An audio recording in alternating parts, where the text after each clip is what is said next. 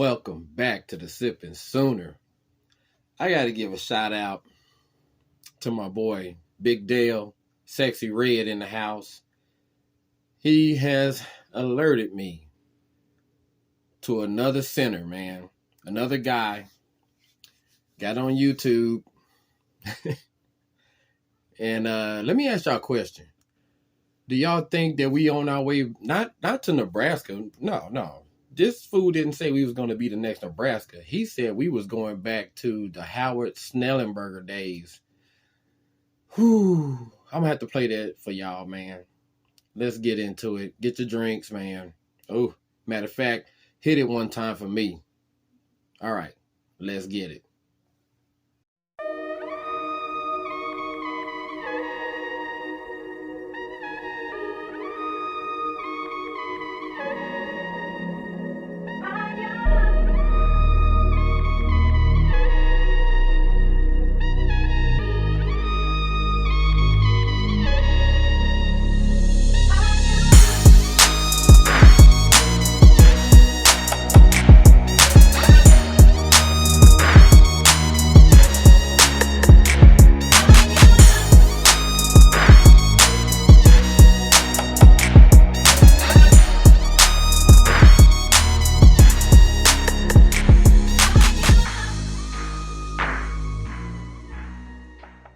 Oklahoma, I don't have hope. I have very little hope. And I think that's just because they lost a lot under Lincoln Riley. I know that. And it's sort of just a hunch that I have. I don't know the Big 12 as well as I do the Big 10. But the defense they had was so inexcusably bad. You're moving from the Big 12 to the SEC, and you took over 2 years before you do that. So you don't have much time to get things right before you hit what arguably is now the toughest conference in America. And defensively, I don't think they're great. They have better depth now, and all I've been hearing in the preseason is, oh, how good is Jackson Arnold? He's so good, and he's such an upgrade. Well, you already have a good quarterback. So as much as the depth helps, the fact that nothing else is being talked about, I think is a concern.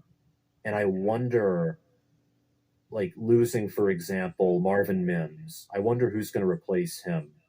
I wonder how, their schedule's easy, but what happens when they face Texas again? Or what happens when, TCU comes to town? Or when they face Kansas, who hung 42 on them last year and returns a ton of production? What happens to Oklahoma? I know that we love, because I love, success stories as well. Maybe it's hard to believe, but I do. Not every new head coach can be successful. And I like Lanning. I like DeBoer. I now like Dykes. At some point, one of them I just have to lay my hand on and say, I don't think so. And going 6-7 at Oklahoma, even with all they lost, you can't do that.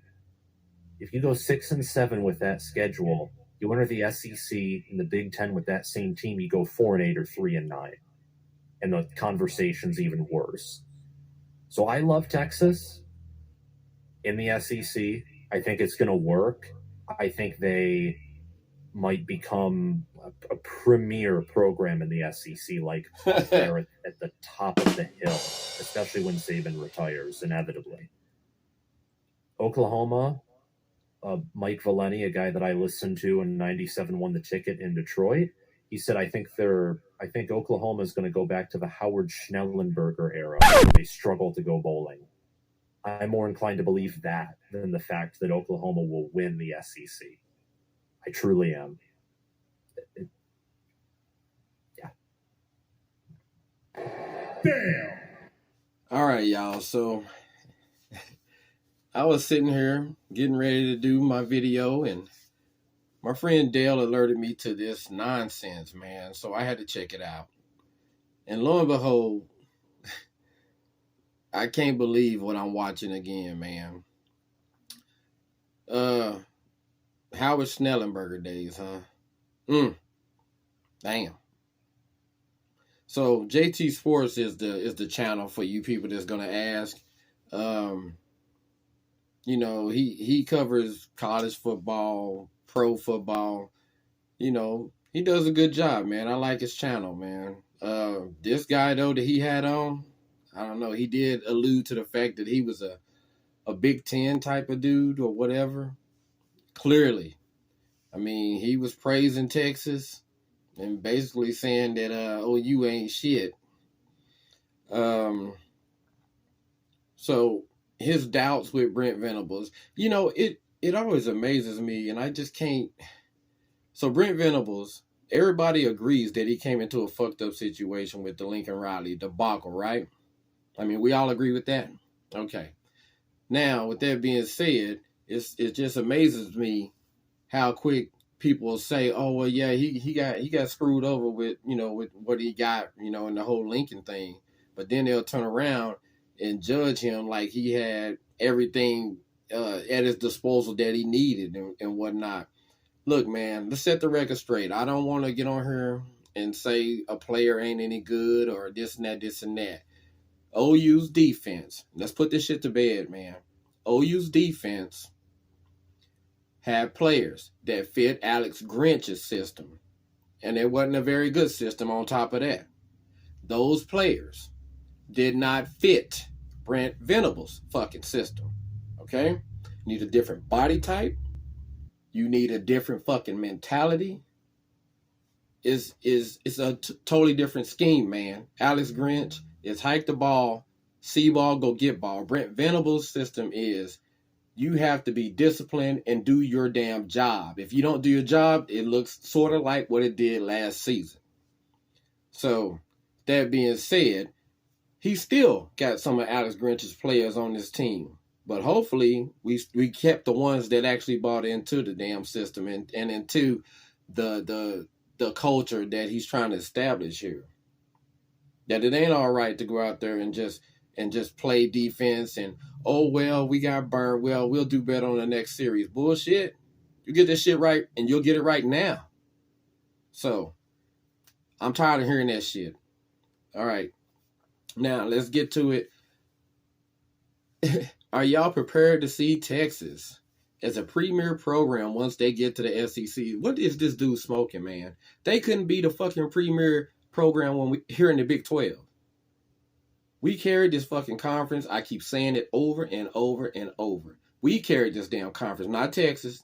How many Big 12 championships they done got since Vince Young left that bitch?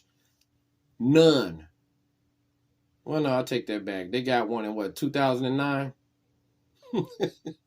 And then proceeded to get their ass whooped by Alabama in the championship game? Man, I don't want to hear that shit, man. And it's just funny, man, how Texas, with a coach that's as underwhelming and unachieving as they raggedy asses, but yet all of a sudden, they supposed to be the carrier of the torch? Get that shit out of here, man. Come on now. Yes. Is everything in line for them to go ahead and win the conference this year? Yes. But are they? I doubt it.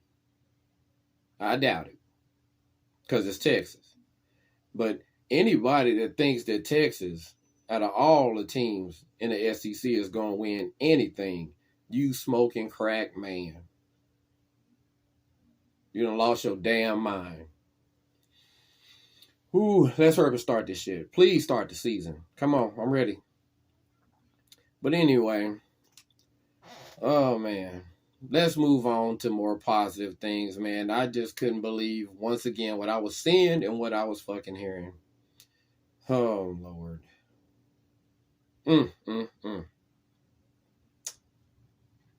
We're going to touch on a little bit of the offensive breakdown. I don't know, man. I just need to visualize it. You know what I'm saying? So we're going to go to the lab and check that out as well. All right, bring in the football field. Can we get Walter Roos in the house? Wait a minute, whoa. Stop the damn tape. Bird, Rain, Matwire, Guyton. All right. let's talk about the offensive line for a second. We know Walter Rouse is healing nicely from his shoulder injury, surgery, and whatnot. Should be a steady force out there for us. So I'm not too worried about him. He's got a shitload of starts in college. You know, the guy's super smart, went to Stanford. So I don't have any concerns about Walter Rouse or Roos. All right. Savion Bird, man, I heard that the man is, gaining, putting on the pounds. He's over 300 now. He seems to be the most aggressive and the most nasty of them. So they need a little nasty up there because some of them, ain't quite as nasty mentally. So that'll be good for us. Then we're gonna follow that up with Andrew Rain. You know, we already know the man's got potential out of this world, but he need to go ahead and put it together for us one time. Then you got Matoir next to him. A lot of people was concerned about him, but from what it sounds like it's starting to click for him. The man is starting to take it to another level and should be a much better player than what we've seen in the past over here. And Tyler Guyton, in our opinion, first round draft pick. Guy's just a freak. Got the size, got the agility. So, yeah, he should be able to hold down anybody coming off that edge on that side. I mean, he gave Verse all he wanted from Florida State, didn't he? So, I mean, I don't think he's going to play too many defensive ends as good as Verse, especially not here in the Big 12. So, all right. So, let's move on. Let's go outside. Let me get Anthony and Farouk in the house. So, those are your guys on the outside. Anthony, he got the Jets. We already talked about him. So we'll see. It's gonna be fluid at that spot, I think, man. So we gotta really, there's 2 or 3 guys that could play that could trot out there with the first team come first game against Arkansas State. We'll just have to see who that is. And of course, you got Farouk. Farouk is going to start. You got too much experience, and you already know what you get from him. So we'll see how they decide to use him this year.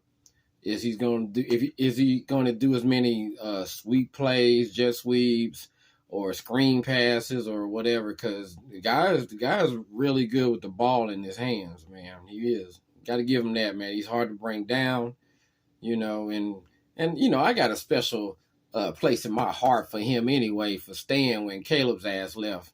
So, yeah, we like us some Farouk. Now you got Drake Stoops. Let's bring him in. Got him in the slot. Yep, we know. Mr. Consistent. You know what Drake's going to give us, so we ain't too worried about him. He's going to go out there and do his job, man. That's what he does. Let's bring in Austin Stogner. In my opinion, Austin is the second most important person on this entire damn team, in my opinion. Because if something happens to Austin, man, it's going to be curtains, man. Because he's going to have such an effect on the passing game, and not to mention on the run game, because you need him. As Levy likes to use his tight ends in that run game blocking scheme. Just rewind the tape and look at Braden Willis from last year. Dude was blocking his ass off. So we need Austin, man. If he goes down and we got to count on Smith or Llewellyn, it ain't going to be good, because I don't think Helms, body-wise, is going to be an inline blocker at no point in his career. He's basically a big wide receiver. All right, and we already know who's running the show. Bring him in, the man, Mr. Dime Time, Dylan Gabriel. So, yeah, I expect Dylan to go out here, and I expect him to keep lighting it up, man. I think, from the reports that we're hearing, he should be much improved. A lot of people think that he's gotten faster, even though we don't need him to be Kyler Murray. We just need him to go out there, and if it's there, take it. But I think Dylan is going to be much more comfortable. We should see less overthrows, and actually we might see more deep shots down the field. So we'll see what Dylan does when he hits the field out there. And joining him in that backfield is Javonte Barnes. Bring him in. Javonte seems to be still getting used to healing from his little minor procedure he had done, repairing some injury to his foot that he had when he was in high school, but he didn't want to sit out last season, so he went ahead and had it done in the off season this year. He seems to be starting to get his footing back. I expect him to be ready to go as soon as we have kickoff, man. I really do. I think he'll be ready to roll. All right, so backing up Anthony over there, you got Thompson, Petaway, Hester. Yeah, those are the speedsters over there, man. All those guys over there, all of them guys can fly. Every last one of them. Even Hester, even though he seems to be hurting. I mean, shit, I don't know if we ever going to get to see him play in the OU uniform, or do anything. But we'll see. All right, and then on the other side, backing up Farouk, you already know. You got LV, Gibson, and Anderson. Now, these are your bigger wide receivers over here on this side. I can see there is a world where Anderson could start opposite of Farouk. I mean, he's just been showing out like that in practice, and in camp. So I wouldn't be shocked to see, and even Gibson to a certain point, they could throw him on the other side too. But I imagine though, I just think they're gonna trot out Anthony over there first. But we'll see how it goes. But I think all those guys, Anderson, Gibson, even LV, man. I mean, they got mad respect for LV, man. He's a more mature type of guy, more of a coach, type of guy in the wide receiver room. We don't really know about him physically, what all he can actually bring to the table, because he barely got used last year. So, but we'll see what he does when he gets his opportunity, when he gets in there. So, backing up Stoops is Freeman and Graham. We already know Freeman is probably the most talked about wide receiver coming out of the camp. So I expect big things from him. A lot of people believe he's the best wide receiver in the whole room. So we'll see what that looks like.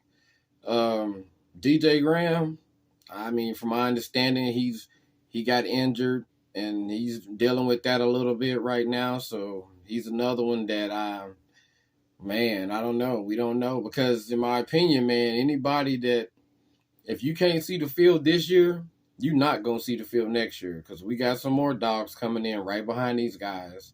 So, man, it's rough, ain't it? Yeah. And you can't forget about Sawchuck, man. Sawchuck's in the house. We already know Javonte Barnes, running mate. Dude is probably the one player that I'm most excited to see, man, because I'm just ready to see some of these 50 and 60 yard runs, man. I'm really excited to see that. So hopefully Sawchuck can get a crease and then take it to the house, man, and show that speed, man. And also, I didn't put him on here, but from what we hear, man, Marcus Major, there has been a Marcus Major sighting from what we hear. So, yeah, we already know, man, it never was a question whether he physically could do the job. We know the dude is a beast physically. You know, durability wise though, that's a whole nother subject, man. So hopefully he can stay healthy and we can finally see him, you know, on a consistent basis, you know. So let's not forget about Marcus Major out there too, putting it down. And then you got to talk about our man Jackson Action Arnold, man. Backing up Dylan. We are all excited about what Action Jackson's gonna put out there, man. You know, he don't have too much pressure on him right now. He just has to go out there and get comfortable and learn, get some of that in-game experience. And like I said, I hope they really put him in there when it's meaningful snaps, man. Yeah, we'll take him in the game, after we, putting the finishing touches on somebody's ass. But I really want to see him in there when the game is still up for grabs, or, second quarter, third quarter, let's get him out there, man, so he can go ahead and show us what he can do, man. Especially, running with that first team offensive line, man, so he can have some time to cook back there. So we getting closer and closer to kickoff. So shit, I'm ready. That's basically how I'm seeing things shake out, heading into week 1. And, man, I'm ready to see it. So, you already know what time it is. I got to get my ass up out of here. It's the Sippin' Sooner, and I'm out of this bitch. Peace.